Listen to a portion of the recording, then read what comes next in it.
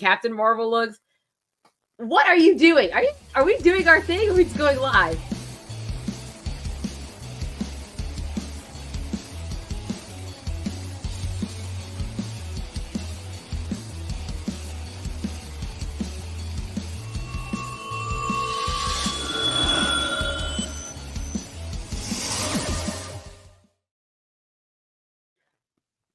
Good evening, all you Minties, and welcome back to another episode. I know. Another episode of Reels Talk with your host, the amazing Amanda, my lovely co-host, the Uncanny Omar.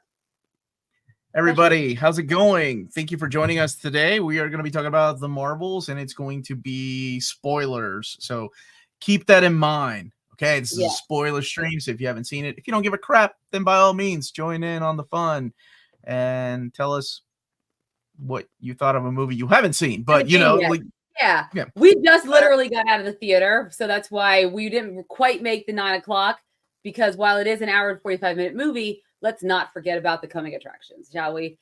That always takes up unnecessary time. And then the mid-credit scene, which I cannot wait to talk about if you've seen it, and then what it can mean, and you know, all these little things that happen in the movie. It was a really short. Yeah, Owen, right? That's what we're here to talk about. That post-credit. Let's just talk about the post-credits. Let's get to it.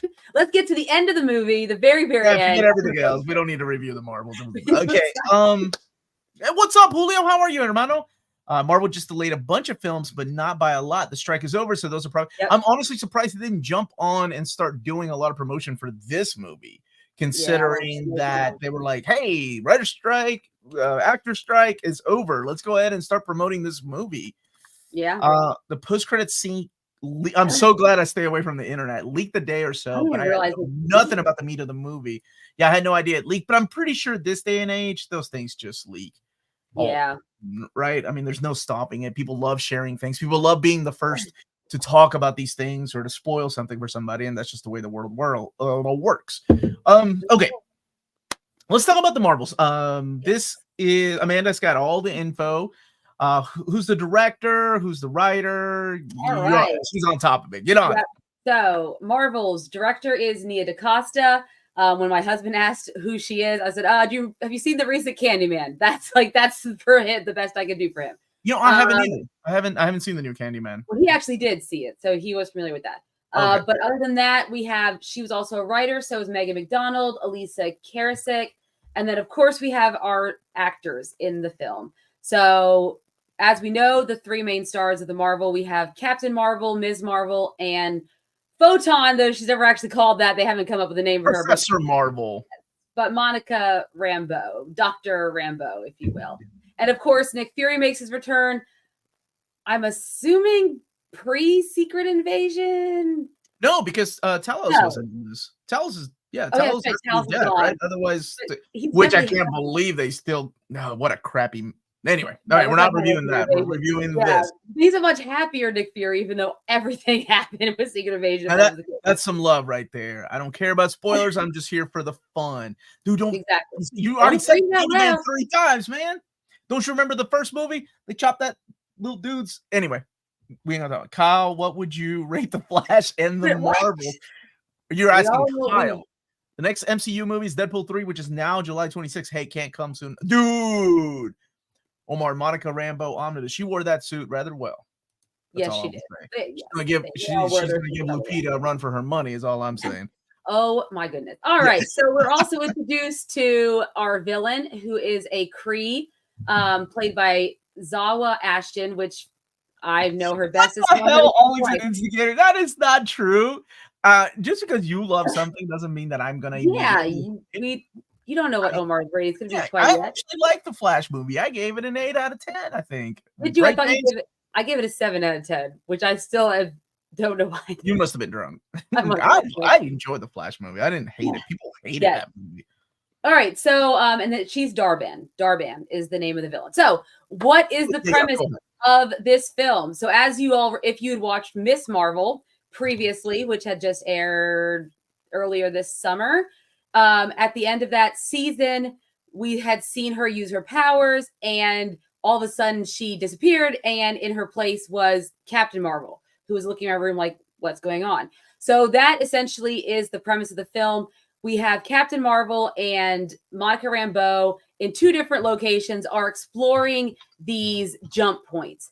And there's some weird energy. So Monica goes out to explore her piece. She's working at Saber in the Saber area with spaceship with Nick Fury. And then Captain Marvel's on the other side of the universe. I don't really know where she is, in the galaxy somewhere, exploring a jump point on her own with Goose, her right-hand cat. And that's also happens to be the location of Hawkeye. Wait. Hawkeye, did you see the movie? Did you? Just asking, Hawkeye. The Flash, Omar, 7.5. Amanda, 7. I give it a 7.5. I still liked it. There you go. Dude, I actually like the Flash. Okay, I admit it had horrible CG, but that was a director's choice. I guess it was the Uncanny Valley. Jack can't get out of it. Now, I wouldn't say that it was going to do better than like Spider-Verse, right? Oh, like, yeah. That was Yeah, crazy. because Omar would never say that no adult would go see an animated Spider-Man movie. That is taking things out of context. Oh my God, it's man. Literally would. Okay. So anyways, Captain Marvel or Carol is on this planet where our villain Darban has just been she's currently at because she is trying to get the quantum bands. So that's what we see in the beginning. She has found the second band that was the partner piece of Kamala Khan's band that we know. And if you know anything about the comics, the quantum bands is what the original Captain Marvel used. They it started with like the Nega bands, then the quantum bands, and then eventually went to Quasar after the death of Marvel. And those have been passed on to Phyla-Vell, Marvel's sister, and then Quasar got him back. Wendell ended up getting them back. So it's really interesting, like how they're putting this in here. But it ties back to the Miss Marvel show, right? Yeah. Wait a second. My wife liked the Flash a lot more than I did. I thought it was more like a 5.5. Ezra would have been a better Bart than Barry. Ezra got on my damn nerves in that movie. He wasn't the saving he wasn't the saving grace. Jack, what's up? The post-credit scene was amazing. Yeah, I can't wait to talk about that. Well, hey, Jack. Enviro Earth 2. The reason I think it was renamed the Marvels of Captain Marvel 2, and we'll talk about this, is while there is a focal point on Carol, she's honestly not necessarily the main character. Like when you see Captain America Civil War, while there is the Civil War and it might be a him and Tony, it's really about him and his relationship with Winter Soldier, right? At the end of the day, it's still Cap's movie with a lot of cameos, right?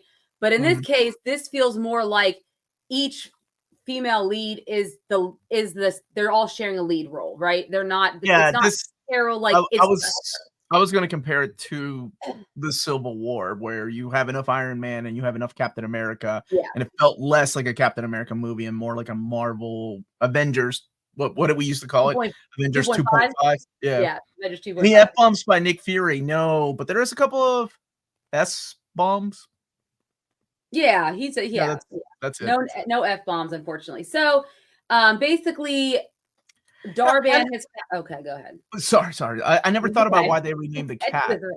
Maybe, right? Maybe they renamed it. I don't know. I never thought about why they renamed it. But go ahead, Amanda. Darbo.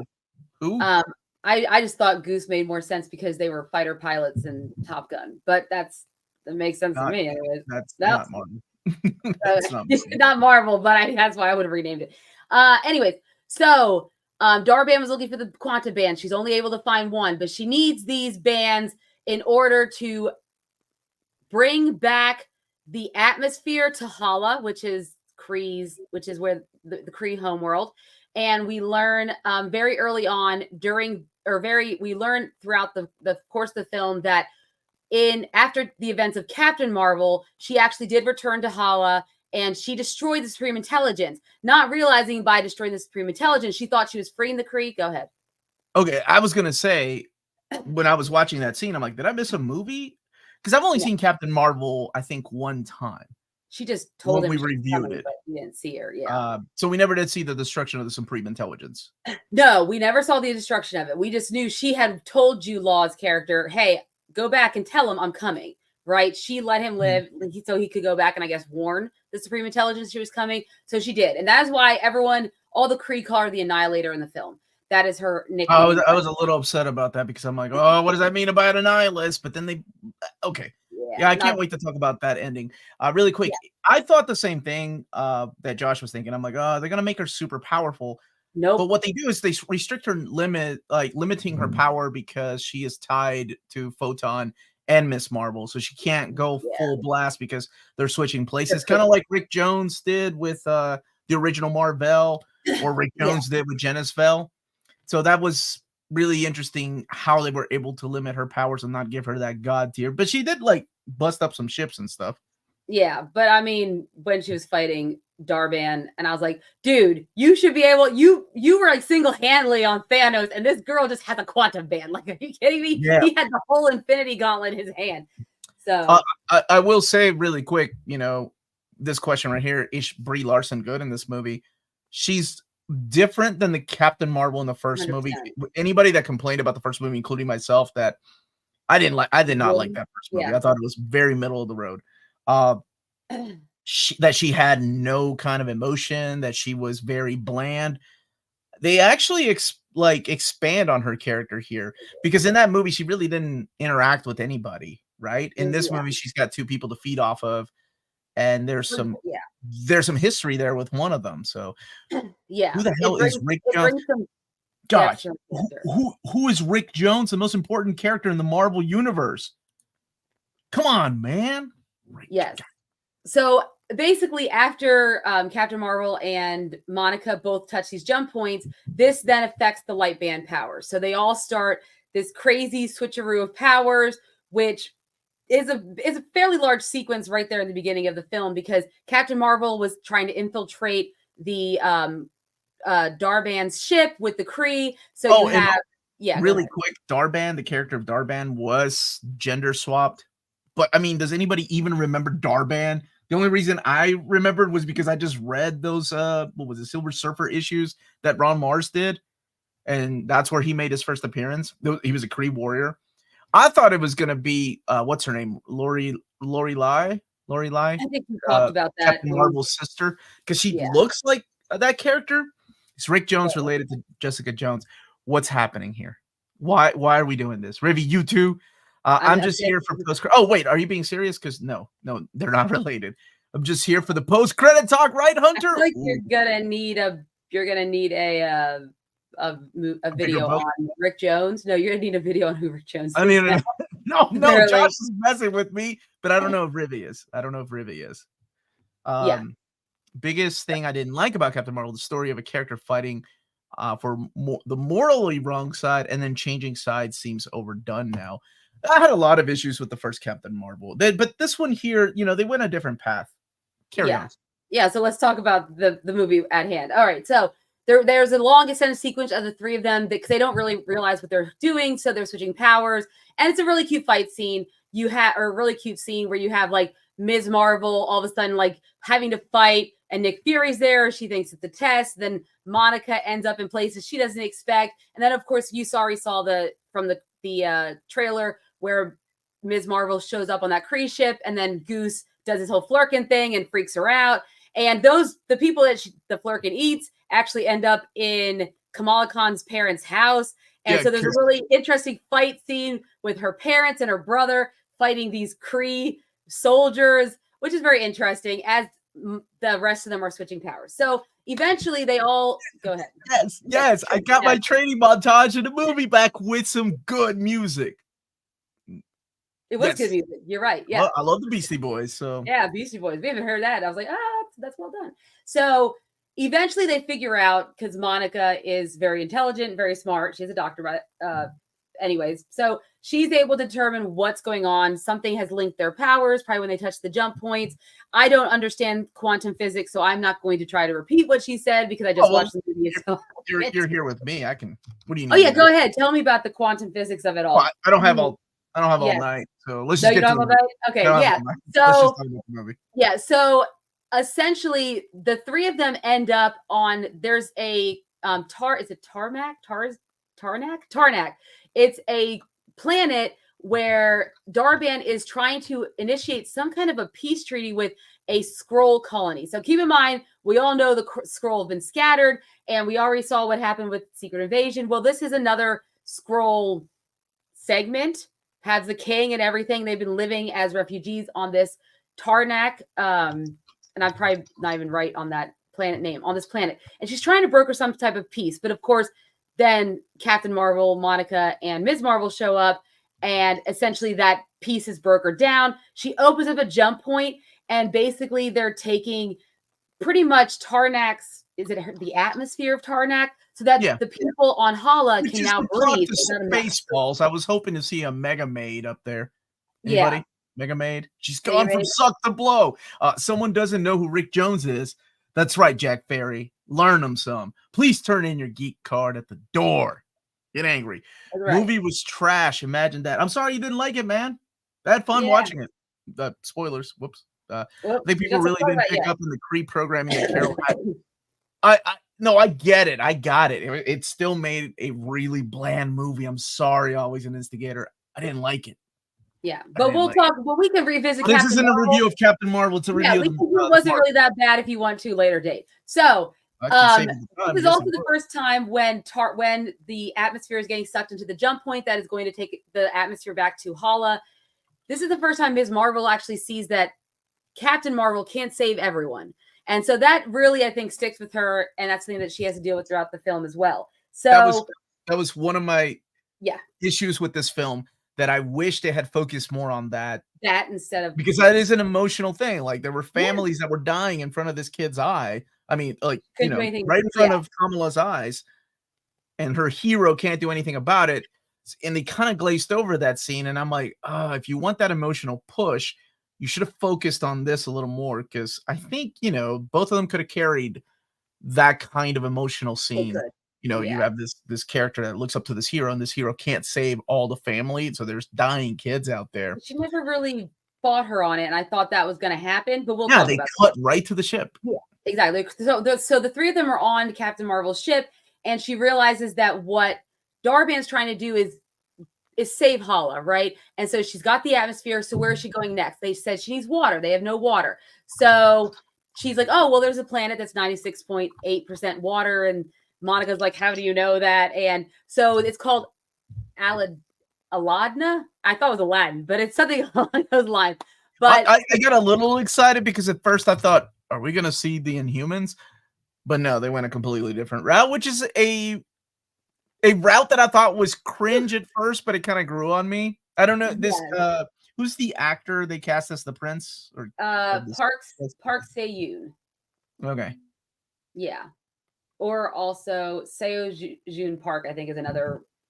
That's what they have him as in the credits. Anyways, so as they're on their way to Aladna, they also are doing the training montage where they're learning how to use their powers, if they use their powers, they switch. They're trying to get better at it. It's really cute montage scene. They do double dutch. They juggle, or I think is one of the things they do. They do all kind of cute things, right? And also, let's keep in mind that Kamala Khan's parents are now in space at Sabers headquarters with Nick Fury. So I guess that's important for later. So they get to Aladna, which is apparently, she is a princess there, Captain Marvel. This is a thing we come to realize, because we know that from Captain Marvel to Endgame, she's been hanging out for like 30 years, doing things in the universe. Apparently one of those things is becoming a princess, a marriage of convenience, I guess. Oh, I've also forgot about the cameo of Valkyrie. Valkyrie, yeah. So the Skrull they did save from Tarnax, they end up going with Valkyrie to New Asgard. So more Skrulls on Earth, even though I thought that they were all like against. Anyways, we'll get to that. Okay, so they get to Aladna, and their form of communication is singing. And if you're not singing, they don't understand you. But the prince, luckily, is bilingual. He can speak like a normal person and also sing. So there's lots of things that he had an accent, right? Like, it made sense that he had an accent, because he's bilingual, but it isn't 100% like fluid in the Earth language, which of course, if everybody knows, right, it happens to always be English. That's what all Earthlings speak. Of course. So they sing their way through this meeting, and we have this cute little number where she puts on a really beautiful dress, or she transforms her outfit into this really beautiful dress that you can purchase on Hot Topic, apparently, because I looked it up. Oh God, okay. I was trying to find a gift for the I was trying to find a dress, but they said I found all these links to buy the dress, and I was like, oh, that makes sense. And so she's telling him, you guys are in danger. He retrofits them with new outfits that are really cool, and they're like, you distract her, we're gonna try to steal the band. And of course, this plan goes horribly wrong because it just A-team montage from the 80s with some freaking Beastie Boys thrown in there. A Disney princess, I guess she is. Amanda, if you give you $13.25, can you reiterate the whole movie to me? She said that's a different tier on Patreon. That's a different Patreon tier. And did I pass out, or are we talking about a new movie? Wow, Josh. No, we're still talking about the same movie. Josh, you need to tone that sexism down, Josh. As a man that gets people try to cancel him every day, I know a little bit about this, including my entire family trying to cancel me. He's saying that I'm boring. Well, we can cut right to it. We don't have to go with No. He's saying the movie's boring because, women empowerment and all that. Well, y'all didn't watch Barbie then. Okay. Anyway, we reviewed Barbie. We did. I would say we did. Anyway, so there's a big fight. And what she's trying, so she is able to open a jump point to try to get the water. They never really revisited if they did get all the water because Ms. Marvel made them jump. Yeah, there were some interesting edits in this movie. Yeah, so I don't know if Aladna lost all their water or not. To be continued, I guess. Maybe they'll talk about it. Yes, we can say spoilers here. We're talking about them all right now. But, I mean, there's all these unleft questions anyway. Like, we still ain't talk about that goddamn hand in the freaking ocean from Eternals. Ain't nobody noticed this celestial. Nobody said anything. No one said anything. So they are. So now they're back on the ship and trying to figure out where Darban's next move's going to be, and she realizes, she's going to every place that I've been a part of that I love. So obviously, she's going to steal our Earth's sun. Sorry, she got them from. She's asked Enviro Earth is asking about Miss Marvel or Captain Marvel's powers. In the movie, she got them from that reactor, that Kree reactor. Yeah. When what's Jude Law's character's name? My gosh, he's a character in the comics. Anyway, when Jude Law's character was on Earth, that thing blew up, and she absorbed powers. Mm-hmm. Yeah, that's what happened to her. And so they realize she's going to take the sun from the Earth, so they're trying to warn Saber. Meanwhile, Saber has been invaded by an influx of these like brain-looking eggs that apparently turned out to be a bunch of Flurkin. So thank you, Jan Rock. And who didn't see that coming, right? But how did Goose? The Flurkin invasion? No. Well, the stupid posters ruined it for me. Remember, the posters was a bunch of cats and kittens, and I'm like, oh, those are definitely eggs. They're gonna hatch. But I was like, when did the goose have an adventure we didn't see? I don't know. I thought Goose just ate that couch that he ate one of the chairs that's not how impregnating works, Samantha. Well, I don't know. It's a Flurkin. I don't know what they do. Anyways, but yes. Thank you, James, asking the real question. Who the baby daddy? Yeah, who's the baby daddy? Is it just a regular cat on Earth? Is it just a regular cat on Earth? Josh needs a sippy cup and a nap while the adults talk. I like that, Jack Perry. I like it. You hear that, Josh? That hand seems normal after Thanos. Look at us with aliens this year. Yeah. So now we have a bunch of Flurkin that have are just hanging out in Saber. And so once the Marvels realize what her plan is, they're like, you guys need to get out. You need to escape. And so the way they save everyone on Saber is they use the Flurkins to pretty much just take everyone in. Just they eat them all. They don't eat them, but you know what I mean. They ingest them. All the people they know they can regurgitate them, right? They regurgitate them, which is kind of hilarious. It's a kind of hilarious scene. They put all the cats into the escape pods, and all the escape pods make it to Earth in New York. Because where else would you go? New York. That makes sense to me. Because that's the only place that exists in the Marvel universe. If it's not Germany, it's New York. So that's what it is. And they all are regurgitated back out. So all of the people in Saber are safe. And then we get the big climactic fight scene between Darban and the Marvels, and she does get impaled, and she's pretty much gonna die. And she has the one quantum band.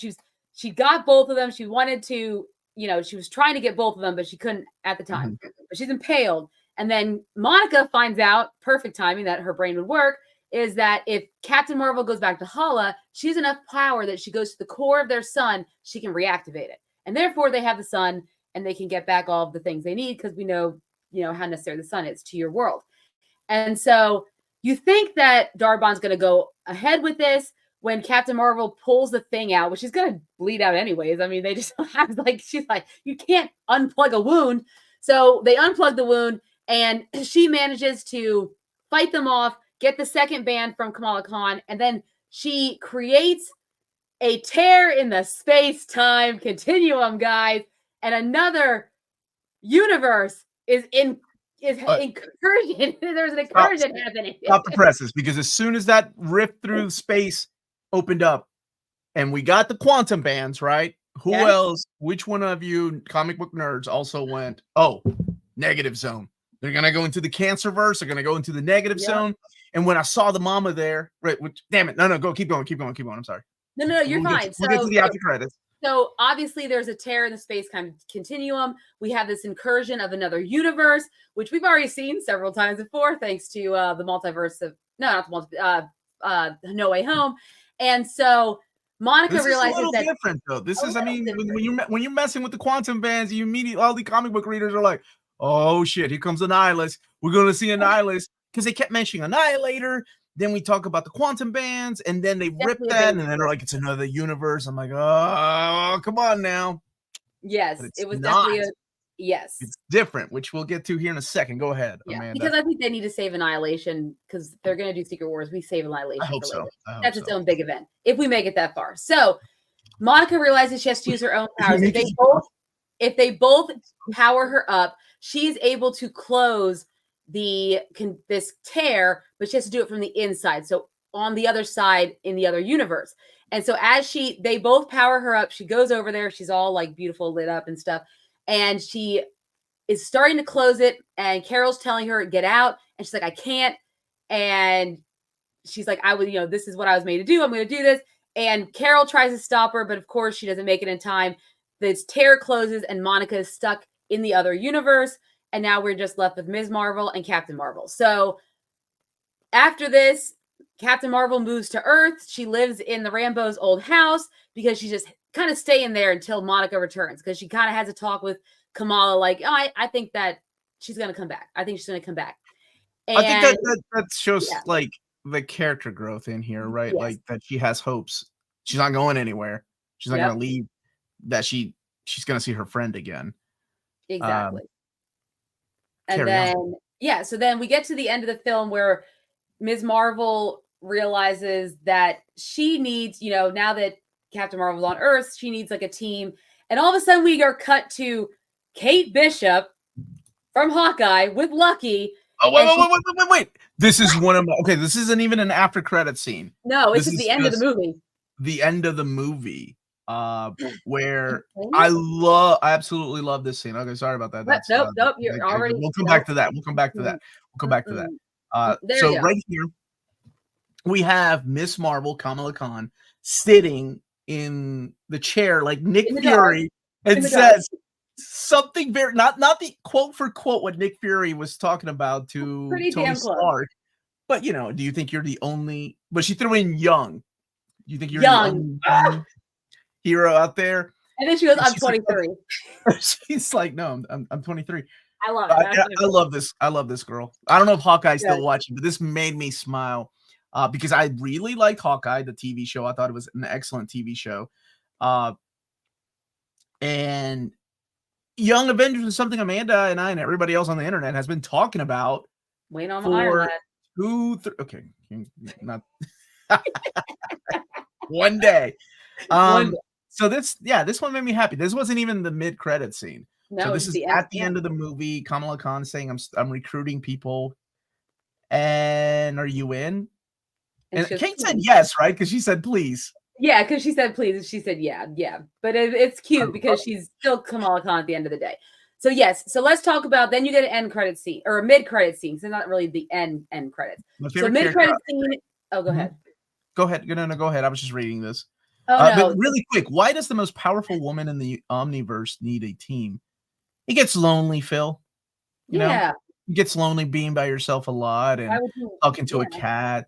You know, so it was good. I like that. Just like, yeah, she's powerful, but at the end of the day, you still need people. I think that's what even like. That's the whole downfall of Thanos. I mean, he had his children, but he was willing to even sacrifice them for. Oh my God! Can you imagine if the scene was talking to a young Iron Lad? Amanda would have flipped her shit. Like I would have flipped my. I would have. If it was Ty Simpkins, I would have just died. If it was Harley, it'd been all over for me. I would have like, Harley. Well, hey, now man. Who knows? What's up, Matt? Who knows how long it's gonna be until they actually do something with this, right? Like who knows? But it is hopeful now that everything, you know, the writer's strike and the actors strike is over. So hopefully, but let's talk about the ending. Yes, Hawkeye, you're still here. Young Avengers happening. Yeah. Let's hope so. So you get the mid-credit scene of Monica Rambeau waking up in some type of hospital-like facility, and she looks over and her mom's there, or well, Marie Rambeau is there. And then you hear a voice, and I was like, "Is that Kelsey?" So when she wakes up, right? Let's talk about that. all freaked out. She's like, "Mom, oh my gosh!" Hold on, let me add this really quick. So this is what happens, right? She wakes up in the hospital, and you're like, "Okay, where is Monica Rambeau?" And then you see her with her mom, and she mom doesn't recognize her, and I'm like, "Okay, are we like in an alternate?" Because I still think Negative Zone Cancerverse, right? Like it goes back to comics every time. Yes. I did not expect where it went because you hear a voice, and Amanda's freaking out. I hear her all the way in the opposite side of the damn theater.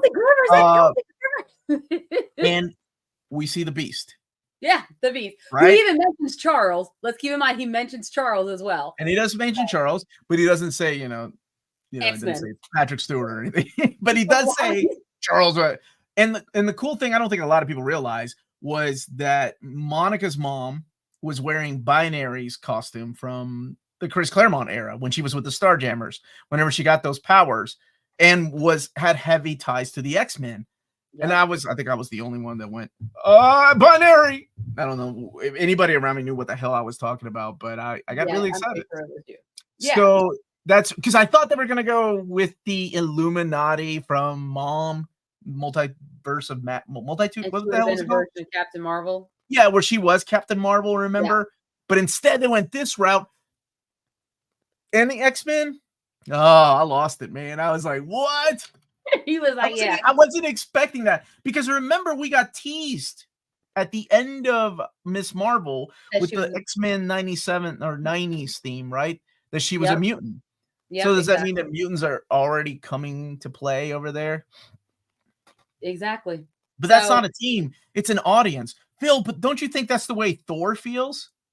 Yeah, Thor's like, God. And he's like, why am I hanging out with this guy that throws a frisbee and a guy that dresses in a suit? Or why am I hanging out with Thor's got to feel like that, right? Maybe he's just humoring them, right? Why am I hanging out with Hawkeye? Like, come on now. Yeah, you leave Hawkeye. He's got a freaking trick arrow. That's why. He's got a plunger arrow.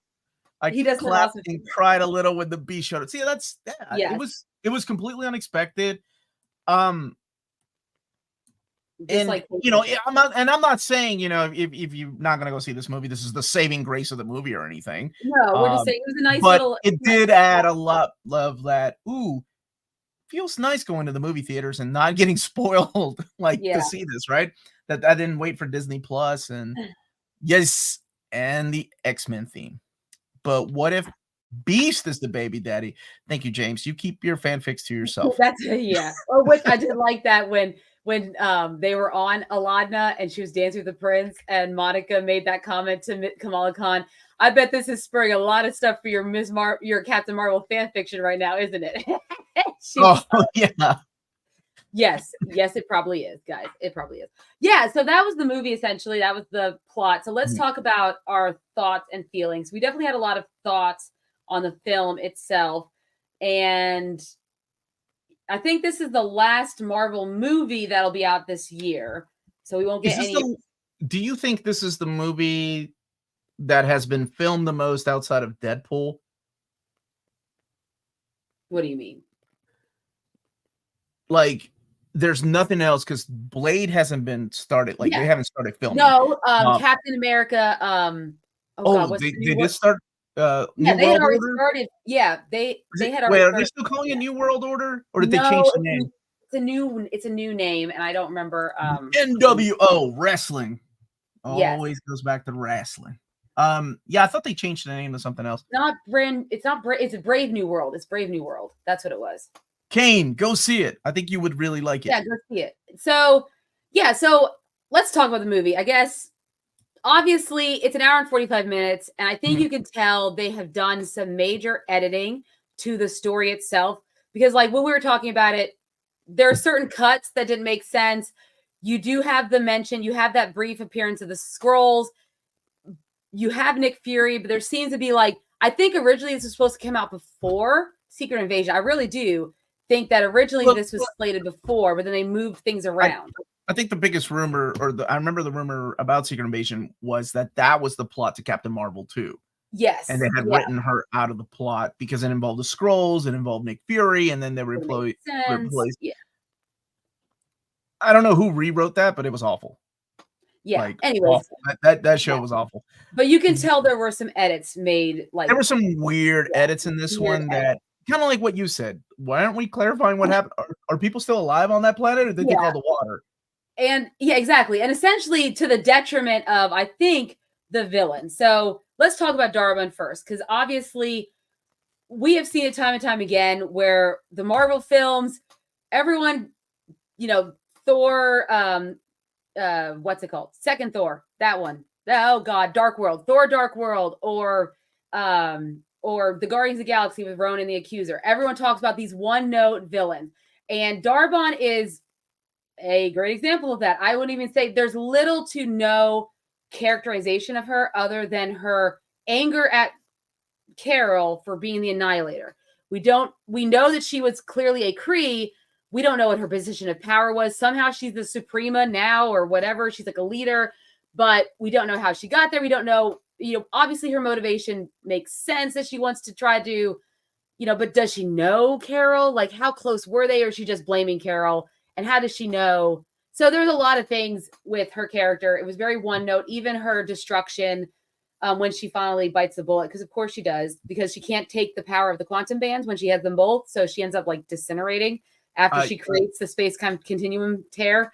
So the character was, she was just a plot to get them to fight, because she was just the way to get their powers to entangle, because she was creating all these jump points to get to all these different worlds to then take their resources, right? So she was creating jump points that weren't supposed to be there. And like oil fracking, you call it an earthquake. I don't know anything about this actress. I don't know if I haven't seen her in anything else. But she was awful in this. Now, you can usually tell when there's a good actor or actress in a movie, and they just have to work with that script.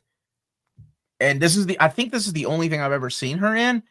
But she was awful. Like, nothing about her character was believable. Like, I don't know. And she looks so you know what? I hate to compare her to this, but in that outfit, she looked as uncomfortable as Olivia Munn in the Psylocke outfit. Oh, and Apocalypse? Even just standing there, she looked so uncomfortable. Like, yes, I don't know. The way she delivered her lines, everything about it was very, Like, Thor: The Dark World was bad. Christopher Eccleston, though, did the best he could. Yeah, I can't say that about her. Like, it was just bad. Like, and it didn't help that the character was dull. I heard the new Blade is pissed at Marvel. I heard the same thing. Like I said, I don't know anything else about this young lady. I don't know what else she's been in. But I didn't like her. She was bad. And then I don't know what it is with the way that the MCU writes the Kree. They're always over the top, with the exception of Annette Bening, right? I think she supreme intelligence. It's almost like this bad Shakespearean actor dropout type of acting that they do. I don't know why. Like, Ronan was awful. And I like Lee Pace. I mean, you know, he was fine in no, he was great in I was gonna say the Hobbit, but I don't know. It's maybe the script they had to work with. You know what they're doing? They're going to introduce it into the MCU. Oh, introduce Omar. When are they going to introduce Omar? I would be the Watcher, kind of like that, or the storyteller. Yeah. The Collector. I would have loved that role. Duh. That would have been a fun role. Yeah. But yeah, so there was so the villain, is very one note, and overall you could have done you needed her obviously to move the plot along, but there could have been more, and I think some of that might have gotten cut out when they edited down the film. Also, like in the storyline, while we mentioned before, it is really the three leads, right? But there is a focal point on Carol, right? Because the villain is attacking these places because these are places that Carol cares about. But because we've never seen her interact with these places until we get to this movie, there's more exposition on why she's a part of these. Like, obviously, Tarnax has the scroll, and it's the first time we've seen her interact with Skrulls since Captain Marvel, because we don't even ever see her interact with I always say Ben Mendelsohn. What's his name? Talos. We never see him interact with Talos again. We only see Nick Fury interact with Talos before he gets killed off in Secret Invasion. So we know she has the Skrull relationship there, and then we see her with the Aladna people, and there's a lot missing there to what's going on with, and even when Omar said I missed a movie, and that's in reference to Wonder Man. What was Wonder Man? Oh, I was showing Matt. He was like, I thought you had some new Omnis. I did get some new Omnis today. Go ahead, Matt. I keep talking. Yeah, no. Like, so now I lost my train of thought when I said. Oh, no, you're good. See what you did, Matt. See what you did, Matt. Thanks a lot, Matt. I lost my train of thought. Oh, what was I talking about? Oh, when you had mentioned, nope. I don't know, Omar. I lost my train of thought. I got you. Okay, Ben Mendelsohn, Talos. Yes. See, I listened to you. Yeah, no, I know you listened to me, but then I lost my train of thought. So there's parts of the film that, when you said in the beginning, you're like, did I miss a movie where she defeated the superior intelligence, right? So again, we are relying on backstory that we haven't gotten, and when we do get it, it is in a flashback told by Darben, right? It's not even like we just get to see it played out. It's told by her. It's very quick, less than a minute or so long, I think. Gripnick's got you. Yeah, that. I do have to come back to this. I heard what they did to Fury as I expected, unfortunately, so I refused to see the movie. What do you mean? Made him funny? I thought he had some really good lines. Like half the lines, because it's black girl magic, like he did, which is of course Samuel L. Jackson. That's it. It's made me laugh, and the other half was, okay. I don't know. Like, you mean like he's less spy? Keep in mind that man is also 74. Like he's not. He shot some people, but he was sidelined. Clearly, he's been sidelined, and we saw him in Secret Invasion. If this really does indeed take place after Secret Invasion, we already had seen a very war-torn, depowered Nick Fury. So I wasn't going to expect him to fight. This is going to be the Marvels film as far as fighting is concerned. I did get the Hawkeye reprint. It's upstairs, and I got the one with Jimmy Chung and Kate Bishop cover. It's beautiful. Whatever happened to Leo? That's a good question. I think he got stuck in another multi. Every once in a while he pops up.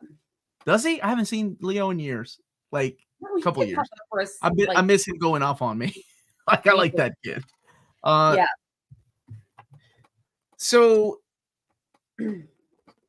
I don't watch people's reviews. I go into movies with a complete clean slate.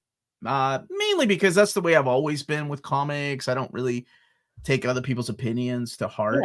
Right? Because everybody has a difference. There's things I enjoy that other people hate, and things that I hate that other people enjoy. You can ask always an instigator.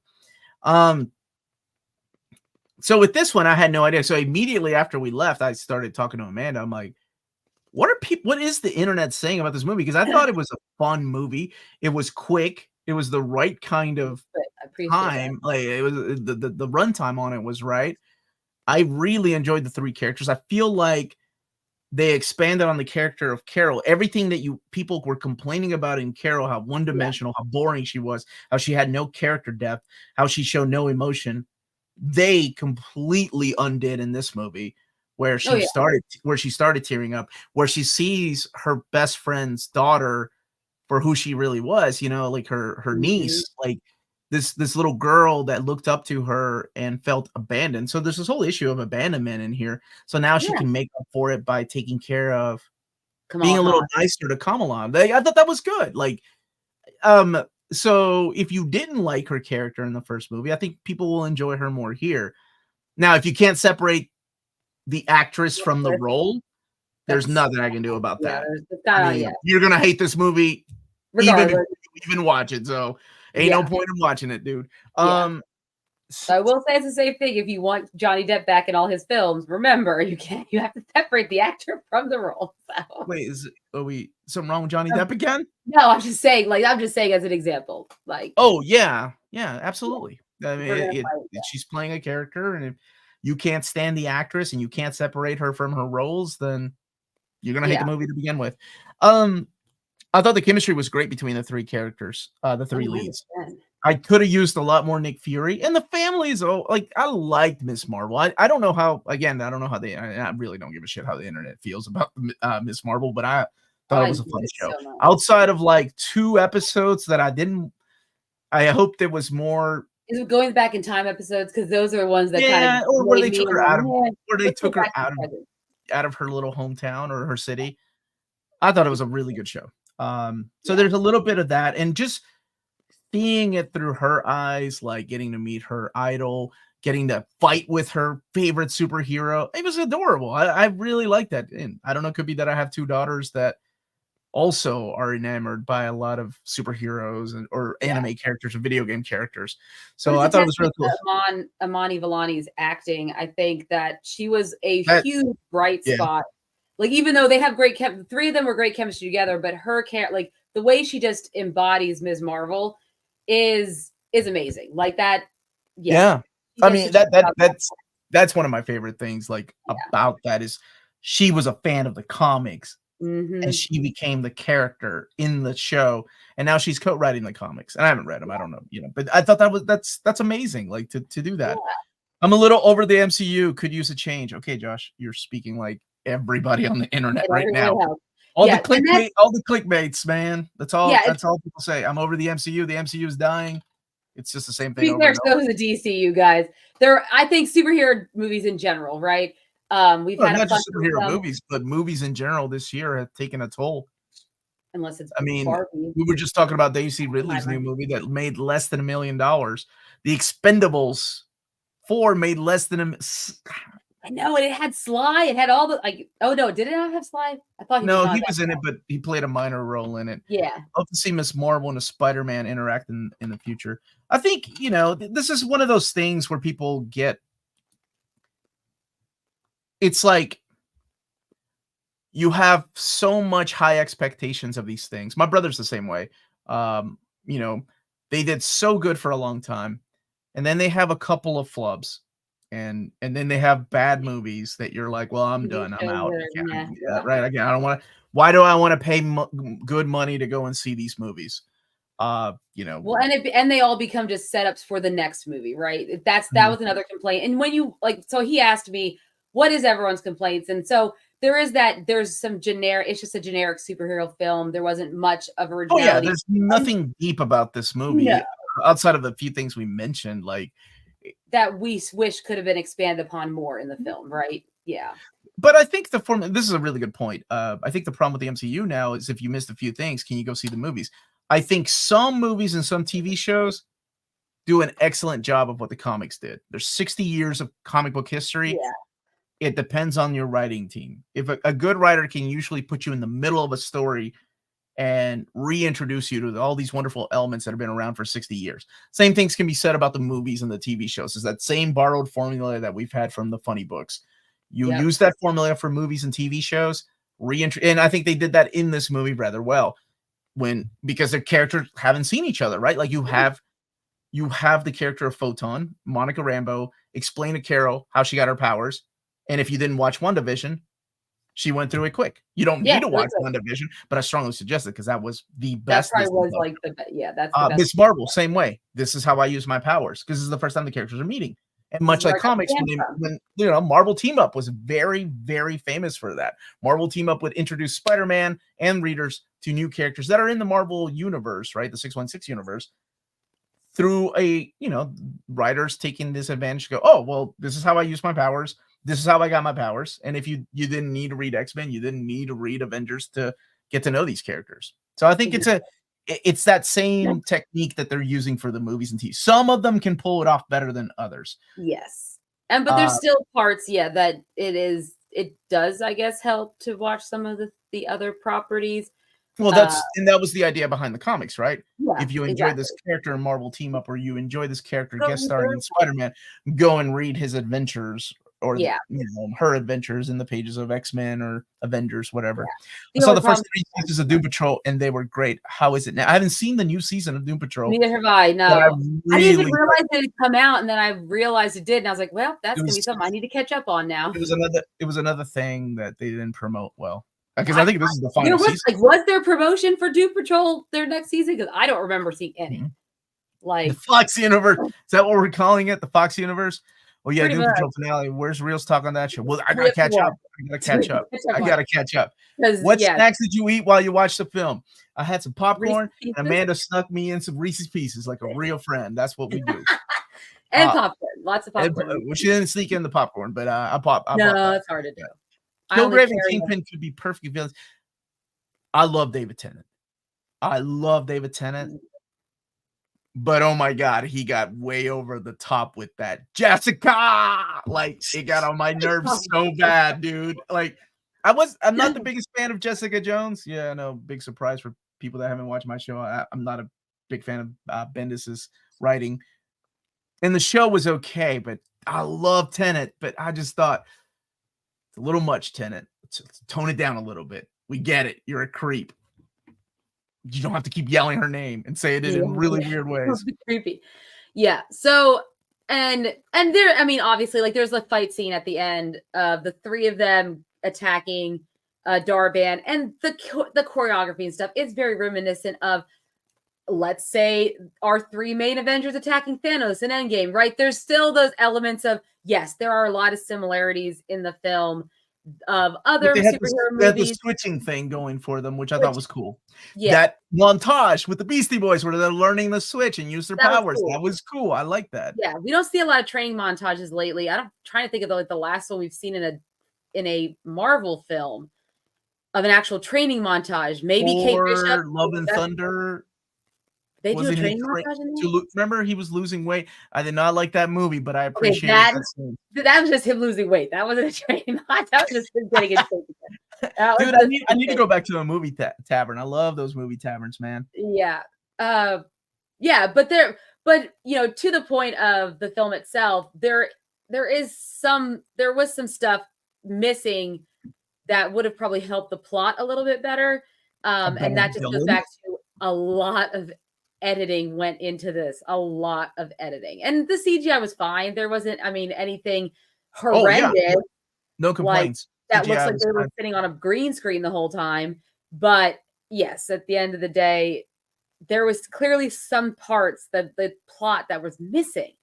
And I don't know if it's because they had to take it out because of Secret Invasion, or if they took it out because, well, we're changing up the direction of the MCU, or whatever the case may be.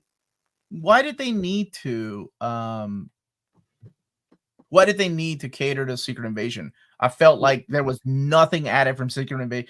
Was Secret Invasion that bad to Disney that they were like, we're taking all the Secret Invasion crap out of this movie? You wouldn't even, honest to God, if you watch this film, you wouldn't even know Secret Invasion had happened, because Nick Fury is a very happy-go-lucky dude in this film. He's not. Yeah, he ain't got a picture of Talos on his desk or anything, like, rest in peace, my friend. Or he ain't got no Talos shirt on. Like, you wouldn't known it happened. So that's what is very confusing for me, particularly because the scroll, you see the scroll. There is a scroll element in the film briefly. Citizens, I'm never saying I want to see David Tennant's Purple Man. My wife may argue with that, though. Omar ordered DoorDash while he was like I said, I need to go back to movie. Bring back Fat Thor. I did like that guy. People preferred Doctor Strange 2 over the Flash. 2 underwhelming multiverses movie. I can't remember. James, do you remember what we gave? I actually liked Mom. What did we give Mom, James? You still here, buddy? I give it a better rating than the Flash because I mean, we all know I have problems with the motivation of Wanda, which is surprising because I'm a woman, right? That was good. And a mom, but I have nothing else. There's no power greater in the universe than your kids motivating you to be freaking snap and become a. It's just okay. Okay. I mean, you may not love your kids as much as other moms. I do love my kids. I'm sorry that came out the wrong way. Taken over by the dark hold, and I know it was just not the. Yeah, it's still okay. I'd love to forget about Secret Invasion too. Secret Invasion is the worst Disney Plus. All right, here we go. Doctor, you both gave it an 8 out of 10. Well, we rated it. I rated better than the Flash because it did have bad. That had bad CG. I think that was the beginning of bad CG in MCU movies that I started to notice. Like, you know me, I always complain about the CG. That then you got to Ant-Man Quantumania, but you were like... Don't even get me started on that. So... Raccacoonie went on a little too long. That joke went on a little too long in that movie. All right, so what else did... So... What didn't work for you besides... Look, we talked about the villain. And the editing. How did you feel about the lack of a soundtrack? Because remember the first soundtrack I complained about. I'm like, none of this music fit into this movie at all. And I get that they were using, I think it was nothing but female on vocals, right? Like ladies on vocals. In Captain Marvel, yeah. They really toned that back. They used Beastie Boys instead, which Intergalactic, that makes sense to you. That's a great album too. Yeah. I actually am okay with the lack of a soundtrack because we also have seen in recent Marvel movies, they go too far with the soundtrack. Thor: Love and Thunder is a great example where Taika Waititi went off the rails. And sometimes you're like, some of these songs don't even make sense in where they're placed. Dude, all I know is Guns N' Roses. Axl Rose is just sitting there going, man, I can't wait to rank in those millions. Because, I mean, the kid was wearing a Guns N' Roses shirt. Oh, yeah. Guns N' Roses poster. They played Sweet Child of Mine. Anyway. I'm trying to remember which film that I was like, God, the way these... I don't remember what it is. I don't like the placement of these popular songs. Anyway, but I was okay with the lack of a. I don't know if it's a Marvel movie, but I'm okay with the lack of. Man in the Wasp: Quantumania. Amanda gave it a 5 out of 10. I gave it a 4 out of 10. It was really rough. What did we give Thor: Love and Thunder? I'm really curious about that. Please stop. Bring it back. We're just gearing up for was it really that bad when we have slow missing movies. So there were some weird editing choices in this one. Yes. I've had this problem for a long time with Marvel movies, MCU, and that's the lack of memorable lines, with the exception of Kamala Khan's ending, which is a take on Nick Fury's mid-credit scene in Iron Man. So I don't know if you can really claim that, right? Like, there's no memorable lines, and I know that Joss Whedon is a name I probably shouldn't say because of things that have happened, right? But yeah. He really did write a good script. And later on, the oh my goodness, the Endgame, the Civil War directors.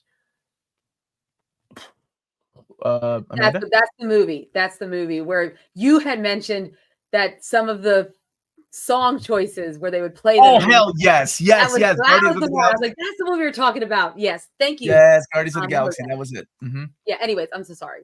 Captain America. Yeah, who's the Civil War directors? Endgame directors? Oh, the Russo brothers. Yeah. Russo brothers, right? They took some of the dialogue that Joss Whedon had written and gave it, they brought it back. So that was one thing I'm missing from these movies is like that, those memorable kick-ass, what is a toad? What happens to a toad when he gets struck by lightning? Oh yeah, that's a great line. I love that line. But you're right. There is, but besides Samuel Jackson doing his quips, one, Okay. We're not including the Natasha. Although it was funny when they brought it back later, right? Like when they were making fun of that thing. Yeah, they made fun of it later. What are you doing, buddy? I haven't seen you in a while. This man has lost like 2 middle school kids amount of weight. Like he's lost so much weight. The Russo brothers, Jose, thank you so much. Yes. Oh, creep. Anyway. Oh, yes, like I said, he had the soundtrack, the way things were, except for the ending, the dog days, that was awesome. Okay, I would say the lack of memorable lines, but that goes back to the writing, and I think that But honestly, it's been a while. I mean, what's the last memorable line from an MCU flick? You know, that's both funny and works. I mean, God, dude, like that whole thing with Puny Goddard, that's my secret cap. I'm always angry. Yeah. Like, how classic is that? Or that's America's ass, which still cracks people up, right? Like, oh yeah, because even he does repurpose it in Endgame, and it's phenomenal. But yeah, there is that missing piece. That's America's ass. There we go. Let's see. So yeah, this was a fun movie. I don't know how I don't know how well it's going to do. I don't think it'll. Movies have been just in a really weird place right now. All movies, whether it's Fast and the Furious, Expendables, freaking Mission Impossible, they haven't been making. Samuel L. Jackson. Hey, can you go to Rodimus Prime? No, I love that. That was a great line. What are you talking about? That's what I mean. I was going to say that was a very Samuel L. Jackson delivery, though. Like, there's no way that was written into the script. No, he that was like Samuel L. Jackson, and I that actually made me laugh. Yeah. Yep. It's so true. See, they don't even write good script like it. Some motherfuckers are always trying to. See, there's this thing. Yes. Oh. The last memorable line from the MCU is the end. That's so sad. I don't know. I'm trying to think of Guardians 3 because James Gunn is always good at get in the effing car. But I mean, is that really something that you're gonna put on a t-shirt? As I mentioned in another stream, I feel people are just tired of long franchises. It does feel like that, right? And so this, I think, was fresh because it doesn't feel like, where you had to see all these things setting it up. Sure, it opened up the X-Men universe, but it did. You didn't have to watch any multiverse movies unless you want to really understand how they're explaining the quantum realms and the multiverses and things like that. But you didn't need to watch those to watch Captain Marvel and see the crack in the space-time continuum. You didn't have to read Hickman's Avengers and Secret Wars to understand what an incursion is. But I mean, you could have, and it would be great, right? Mm-hmm. So you don't need to, for this film, even maybe you need to watch Ms. Marvel, but she explains her powers, and you very quickly understand her relationship with parents. Through Nick Fury introducing himself to her family, you kind of get to know the character. So you don't really, and like I said, that goes back to the chemistry, or I'm sorry, that's the formula they use in comics. It's like through these characters, you learn about their powers and everything. Omar, how much for you to dye your hair? I haven't dyed my hair in decades, brother. It's been decades. It would take a lot. You'd have to bleach it, and it just would take a lot because his hair's so dark. It would be. She-Hulk was funny. I think She-Hulk made me laugh once it was the very ending of the first the first episode when she's like, Captain America gets I can't remember. Yeah, it was.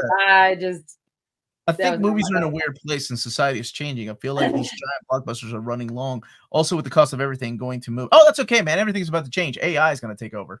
Oh, well, no, they signed an agreement to protect themselves from AI. So they wouldn't have signed. Has the government passed anything yet? I don't know. Because they need to. AI is coming after my job too. Okay, so AI is coming after teachers. AI is anyway. This is another topic. That's another topic for another topic. But Uncanny Omar's gonna be a freaking AI bot, man. And I think that because this movie was upwards of, I think, $270 million. That's a huge budget. That's bloated. I don't think it'll make it back. I mean, it did have lack of marketing. Of course, the MCU's current reputation has not been great because withstanding Guardians 3, which already had the goodwill of the previous two movies, and everyone loves those characters because of the goodwill that James Gunn built upon it. Everything else other than that has not received the same type of hype or love, right? So it is going to suffer because of that. And you're right. These long-running franchises, I think you'll see if they've done it. If we'll start, I don't know when we'll get announcements, but things might be taken off the slate quietly that we have been introduced to. Just like that Inhumans movie that was like all these things that I remember from like phase 2 and 3 that never happened. I think we'll see that happen in this case. I think they're going to go back to less TV shows, maybe even less movies, because there is that fatigue. And these are expensive films. For the MCU. And right? MCU, the MCU. Because I think it's expensive. It's an expensive thing to make. They bloat it. The VFX artists have now unionized. I mean, there's a lot of things behind the scenes that would need to change now, I think. Man, and don't keep in mind you can also just watch this in 45 days at home on Disney Plus. That's the shit we need to stop. Also a big problem if you are not a massive Marvel fan, and even if you are a massive Marvel fan who lost interest because you lost that goodwill because of the lackluster films and TV shows, you're like, I'll watch it. Yeah, when it comes out, it'll be out soon on Disney Plus. That is a huge detriment to their box office. I'm sorry, but go on. No, go ahead. What would you give the Marvels out of 10? We're rating it? Yeah, we're rating it because I think we went through all these different things with AI and what's changing in the in the scheme of not just movies but life itself. So before we go any deeper in that conversation, what would you and anybody that has watched it? Is he asking? Yes, Michael Cleveland. Are you drunk? Yes, I'll go watch it right now. It's worth it. You would like it. Yeah, I mean, maybe. So yes, there are definitely issues with the plot, the editing, for sure, and some of the writing. I do enjoy the characters in the film. I think they really improved upon Brie Larson's Carol Danvers. Iman Vellani is great. Teyonah Parris is amazing. So for me, I would probably give this 7.5 out of 10. I think 7.5 out of 10. 7 out of yes. I'd definitely put it above The Flash because I do enjoy the characters. By 0.5, that's not bad. Yeah, that's not bad. Yes. So I think it was a fun movie, right? There's nothing that I don't even to me, middle of the road was always things like Falcon Winter Soldier. Captain Marvel 1 it's just a little under middle of the road. I didn't like the movie, but I can see myself even though I haven't rewatched it. Yeah, I think 7.5 is actually a really good rating for this movie. It's a fun movie. I'd watch it again. My daughter enjoyed it. Maybe sometimes that affects my rating too. If my daughter had a good time watching it and keeping her entertained, and she's 11. She's 11, right? My older daughter, she's like, well, it's okay. I miss my boyfriend. Out of 10. It's another thing happening in her life. Hell. Yeah. I mean, my 8-year-old is a little bored. She was taking her shoes off. So I don't know. I don't know what's happening. She gave it a 4 out of 10. Five Nights at Freddy's. Dude, what if she's like, The Flash was better? No, I've never actually put on The Flash in front of her before, and it would probably be on my TV at all, unless I'm actually desperate. But there's always like another episode of Friends I could rewatch, so it's fine. I never have to watch The Flash. I try to rewatch some Friends, and I'm like, oh, I had forgotten how. But never mind. 7.5 for me. 7.5. I thought it was good. Did you watch Five Nights at Freddy's with them, Omar? No, neither of my kids are into like. My oldest daughter actually likes real horror movies, so we watched like the new series, Fall House Usher, which was excellent. Excellent series. Probably one of my favorite shows this year. This was 4 out of 5 yawns, with 5 being the most boring. Where did you rank the first one? Out of curiosity, Brian, did you like the first one? I wasn't a fan of the first one. Prefer to watch Bluey than The Flash. Okay, Bluey is a real good show, though. It's a good show. A lot of good life lessons in Bluey. Realistic on parents and how they deal with stuff too. So, yeah. Crazy if they actually cast. Talking about You don't want talking about Batman versus Superman? Oh yeah. I mean, are you a Jesse Eisenberg fan? I guess. Yeah. When does it go up for streaming? I don't know. I don't know. Dude. Amanda said 45 days, but it could be longer. Oh, but it is. Movies need to make some money. You can't tell people that it's going to be streaming in 45 days. Most people are really like, I'll wait. They're not going to go to the movie theater to go watch anything. We need Tom Cruise at the beginning of every movie thanking people to come. I don't think he even fixed that because his Mission Impossible Dead Reckoning Part 1 did not do that great either. That again goes back to the audience is for a second. I'm not even gonna lie, Amanda. For a second, when I saw that scene of Kelsey Monica and her mom, right? I saw this scene. For a second, I thought, are we going to see Tom Cruise in a goddamn Iron Man? The whole Illuminati thing. Remember that? Yes. Everybody was so upset because he didn't show up. Would have been crazy. Mission Impossible was awesome, dude. Amanda and I loved it. We loved it, but like I said, nobody went to see it. No one went to see it. Just like every major franchise this year. Fast X, Indiana Jones, Dial of Destiny. Okay, we ain't gonna talk about that. Hey, late to the party, but glad I could watch you live again. Great to see you, Amanda. What's up, Omnibo? How are you, my brother? Studios don't want this in theaters since they don't have to share profits with theater. Dude, theaters. Let me tell you, the profits in theaters are horrible.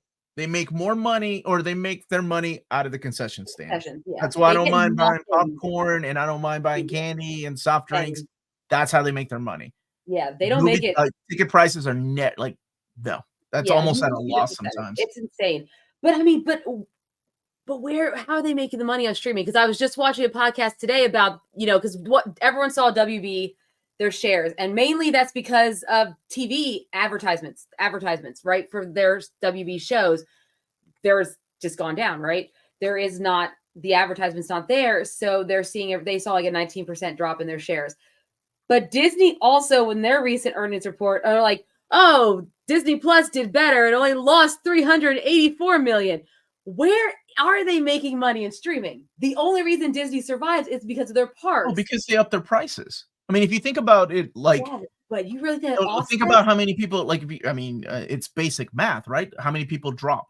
You get 20%. Yeah. You increase it by, oh my God, it was a lot the last time they increased it. You increase it by 30%. And let's say like you lose 40% of the people that were streaming, like you're still going to come out ahead and you're still going to show a gain. Yeah. It's just, this is an actual like news podcast. So it's like Cleveland. It's not just like random people. It's like informational podcast. Let me tell you something. They're a business podcast that is like an actual news. Like they cite their sources. What do they specify in news, or do they specify in business? Because those are two different things. No, it's business, but there's usually stories that, because it relates to stocks or relates to, they still talk about that because it has something to do with the economy and the market. So they bring it up because it deals with those aspects of it, right? So that's because all these things are entwined now. Like you can't talk about entertainment without talking about the economy. Well, yeah, people, you see on social media, people are like, I don't have to go to the theater. This ain't affecting me. But in a way, everything affects our livelihood, right? Everything affects our livelihood. People aren't going to the theater. People are going to lose their jobs that work at the movie theater. Yeah. It's one thing that affects everything. Yeah. Apple has some really good television shows, movies not so much. Yeah, I was watching the morning show. Not being one of them, though. The morning show is excellent if you haven't seen it. Did they cast the villain yet in Superman and Lois? I think it's ending with this season, right? Yeah. Have you watched trailer Kingdom of the Planet of the Apes? I have, and I just saw the Avatar trailer just dropped, and I haven't had time to watch it yet. Watch that. I've seen some images of the trailer, which look fantastic, because you all know how I feel about the other Avatar movie. How I feel. I'm going to do a live reaction right now. I can download it and we can watch it. Amanda's big time stock investor. What options do I need? No, I don't invest. I just like to listen to their whole premise is it was based upon giving millennials 30. Oh, you lost me there. You just had to say one word. 30 minutes of news that would be most informative to them to go about their day in business. And that's how it kind of came about. Avatar trailer looks great. I can't wait to see it. Cannot wait for more ape movies. Dude, I love Planet of the Apes, the new Planet of the Apes. They're really doing a good job with that. To me, it is almost a perfect movie. The one with Franco, and I'm not a fan of Franco at all. That is almost a perfect movie. It's phenomenal. The cinematography, the acting, the special effects. Dude, the first time Caesar says no, I lost it. And I forgot they talk. Streaming services thinking 2020 the model was dumb. Oh yeah, absolutely. Yeah. More is Gen X. We've been over this, baby. Come on, what other generation can I be? The only good thing in the MCU after Endgame is Spider-Man, No Way Home, Guardians of the Galaxy 3, Werewolf by Night, Guardians of the Galaxy Special, WandaVision was okay. Well, we agree some of that. I think that's 4 good things. The only good thing. That's good. There's an S on the end of good things. It's not just good things. It's only 1 minute and 52 seconds long. War of the Apes was amazing. Yeah, I like the second one. I feel like it went 1, 2, and 3 for me, the new ones. And I love the classics. And I have a soft spot for 4 and 5 in the classics, even though they're horrible. Yes. Anyone excited for Dwayne Johnson and Chris Evans' Christmas movie? I mean, that sounds like a winner to me. No, I'm just kidding. It's fine. I didn't even realize Chris Evans had a movie that came out with Emily Blunt recently on Netflix. Oh yeah, The Hustler, Pain Hustlers. It was okay. Yeah, it was okay. Damn kids and all these talking films nowadays, Omar. What are you trying to say, Josh? Spell it out. Spell it out. Spell it out, Josh. Gen X are overrated. We don't give a shit. That's the beauty of being Gen X. We don't give a shit what you think. Love the Planet of the Apes with Oldman. That was the second one, right? With Gary Oldman, where they go into that army station. That was good. Yeah, that was good. Gen X is boomer now. Sorry, Omar. Why? Because all boomers are dying. What are you saying, Psycho Cleveland? Loki's good. I thought you were a Gen X. What are you? Oh, wait a minute. We have to watch that last episode of Loki because we are going to do a review. Yeah. We're going to do so next Wednesday, or this coming Wednesday, I guess is really, the right way to say it. We will do a wrap up of Loki. It's not going to take the whole episode. I'm going to find something else for us to talk about as well, because we already just did episodes 1 through 4. So it'll be like a nice quick wrap up on what we thought about the rest of Loki, and then something else TBD that will add to that conversation. I'm sure a lot of news will come out in the next few days now that the strike's over, and it is fun to watch all these actors now. Like so Sholo from Blue Beetle, because we talked about Blue Beetle earlier, he actually started posting about the film, right? He hadn't been able to post anything. He couldn't even post his reaction to like the lackluster. Like, I know we enjoyed that movie, but it must have killed him that he couldn't react right to what the critics were saying, what the news saying about the box office and all that stuff. It must have killed him that, he wasn't able to even say anything until now, right? We're in like November.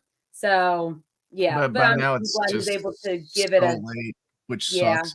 He gave it a tribute that it's needed. Never in my life been excited for a Dwayne Johnson movie. Really? I like the Jumanji ones. But that's because the other actors in it, like Jack Black, Kevin Hart, Karen Gillan, they do it for me in those films. My friends worked on the Christmas movie, got a prop from it. What prop did you get? Was it cool? Hellboy Cricket Man. You wonder how that last Hellboy movie. I remember wanting to walk out of the movie theater. I was like, how much longer is left, Amanda? I'm not Gen X. I'm young as okay. Okay. Going to try and see it tonight, if not this weekend. Good job. Good, awesome. Rick Jones is just Marvel Snapper car. No. I have Disney Plus until Saturday. I canceled it because of the price. They went up. Yes, it's like $10 if you don't want ads. We have ads now because we have ads. I have to have it because my daughter loves The Simpsons, and that's my baby. So I get an ad of like the Taylor Swift Eras Tour movie right before we go and watch like Nightmare Before Christmas. It's all good. It's fine. I'm okay with it. Go ahead. No, I was to say, like, because we grew up with ads, so I'm like, I mean, I'm used to it. We have them on Hulu too. Now YouTube, I still do pay for premium. Melanie is all about YouTube, Brad, because she's like, and the messed up thing that I don't think we've ever talked about is that the freaking YouTube app on your phone, kind of like video games, you know how you pay video games to unlock levels and characters? It's already built into the code.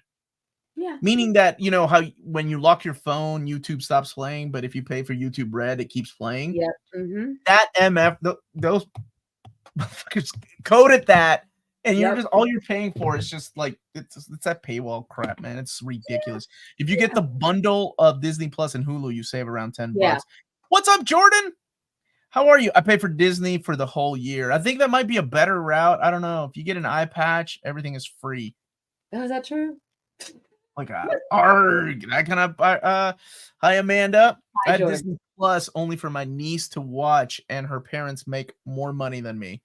I don't know why, but my wife says this is how it is. We use my mom, so that's why we have the ads, because they had to pay. I use my brother, who makes 3 times as much, twice as much as I do, and he's canceling it, and I have to pay for it. Wait, is he really?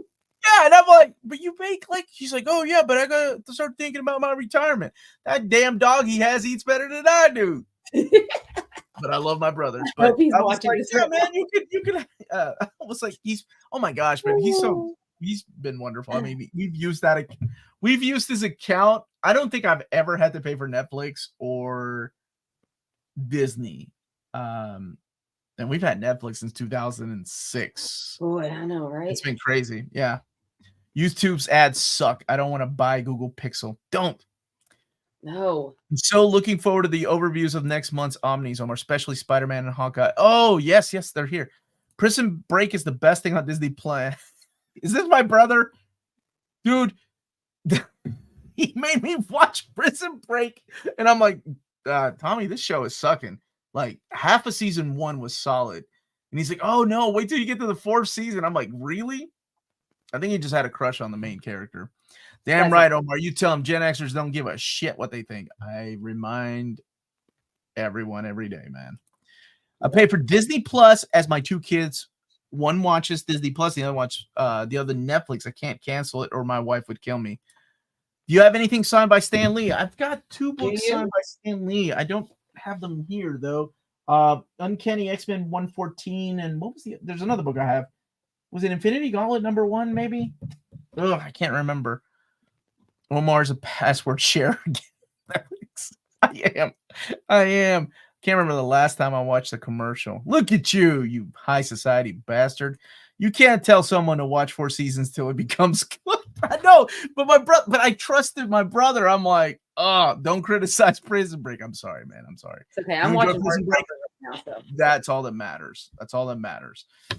I love season 1 and 2 of Prison Break. Dude, 2 is where they go to another country. No, 2 is where they get out. 3 is where they go to another country. I can't believe I watched all 4 seasons. And I watched that stupid movie. It was awful. It was awful. T-Bag. Yeah, that was the character's name. That guy actually made it all the way to the end, I think. Can you be a Gen Xer and an immigrant or do the 2 cancel?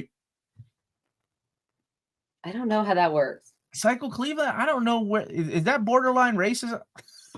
I'm like, I don't know. But I do know that I need to get up early and go to a Veterans Day program at my daughter's school tomorrow. So I do. Oh, Veterans Day. Yeah. All right. Yeah. Everybody, thank you so much for joining us. We will be back next Wednesday. The Saturday stream, the ladies are taking over. I'm taking a break. I'm going camping with some friends tomorrow morning, and I'll be back. So it takes four women to replace Omar. No. Behind every good man. How do I say this without sounding sexist? No, I don't know. Just don't say it. I'm gonna shut up. Y'all, everybody, thank you all so much for watching. Hit that like button on the way out. Sign us out, Panda. Yes. So thank you guys so much for watching. Don't forget to hit that like and subscribe button. Remember to follow us on all of our social media channels at nearmintcon. Remember, check us out on Spread Shop for some great near mint condition merchandise. And also check us out on Patreon for $1 a month or more. You can support us here and also get some cool perks along the way. And last but not least, if it's classy and cool, it must be near mint. Good journey till all are one. I need to add a 3rd one in there. I will do that at some point. Maybe Loki will have something for me. All right. Have a good evening, everyone.